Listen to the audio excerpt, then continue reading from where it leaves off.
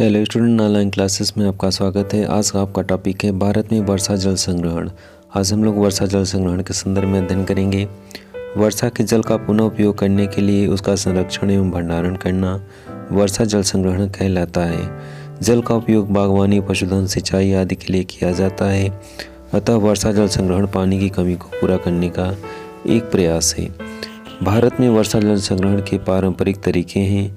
जैसे भारत में वर्षा जल संग्रहण के निम्न तरीके हैं, जैसे झालरा है, खादीन है, जोहड़ है, नाड़ी है, टांका है और छत वर्षा जल संग्रहण है।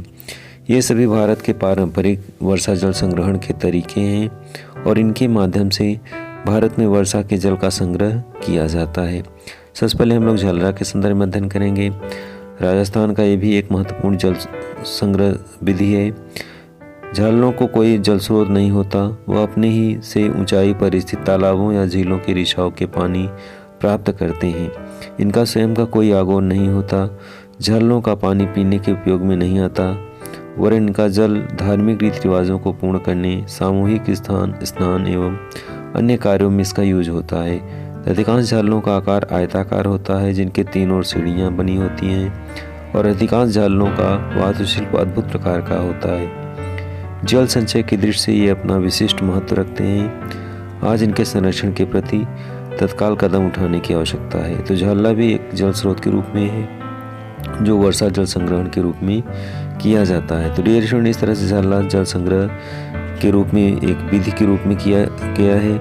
इसके माध्यम से जल का संग्रह किया जाता है। इसी क्रम में दूसरा है जिसमें खादीन या जल संग्रह विधि के अंतर्गत रखा गया है। खादीन भी राजस्थान का एक महत्वपूर्ण जल संग्रह है।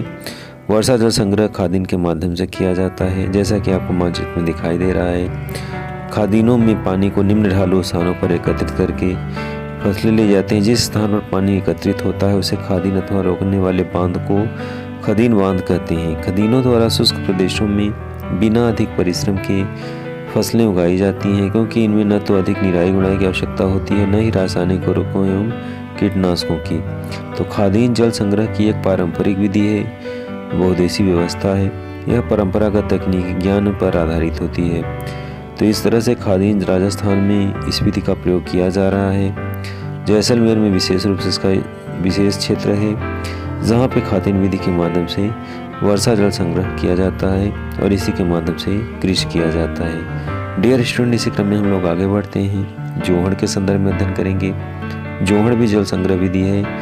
यह अलवर और भरतपुर जिलों में इसका प्रचलन दिखाई देता है। इसी क्रम में है नाड़ी वर्षा जल संग्रह विधि। नाड़ी एक प्रकार का पोखर है जिसके माध्यम से वर्षा जल संग्रह किया जाता है। तो इस तरह से नाड़ी के माध्यम से ही वर्षा का जल संग्रह किया जाता है। डेढ़ शून्य इस तरह से भारत में पारंपरिक तरीके से वर्षा जल संग्रह किया जाता है। ये राजस्थान की महत्वपूर्ण पारंपरिक विधियाँ हैं जिनके माध्यम से वर्षा का जल संग्रह किया जाता है। डियर स्टूडेंट, जैसा कि आप जानते हैं, राजस्थान सूखाग्रस्त क्षेत्र है जहाँ पे वर्षा का अभाव है। वर्षा बहुत कम होती है और वहाँ पे एग्रीकल्चर के लिए, पीने के लिए पानी का संघर्ष करना पड़ता है लोगों को। ऐसे कंडीशन में सभी जितने भी ये विधियाँ हैं ये बहुत ही सहायक साबित हुई हैं। डियर स्टूडेंट, इसी क्रम में हम लोग आगे बढ़ते हैं। अगला जो वर्षा जल संग्रह का जो विधि है वो टांका है।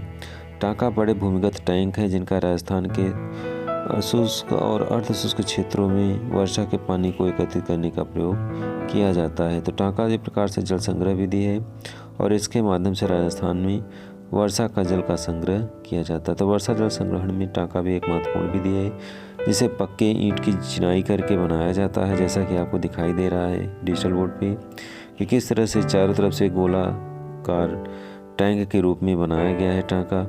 और इसमें पानी के लिए एक क्रमबद्ध तरीके से सामने से, जैसा कि आपको दिख रहा है, इसके माध्यम से जल का संग्रह अंदर जाके टैंक में होता है और इसके माध्यम से जल का उपयोग किया जाता है, जो राजस्थान के क्षेत्र के लिए बहुत ही उपयोगी है।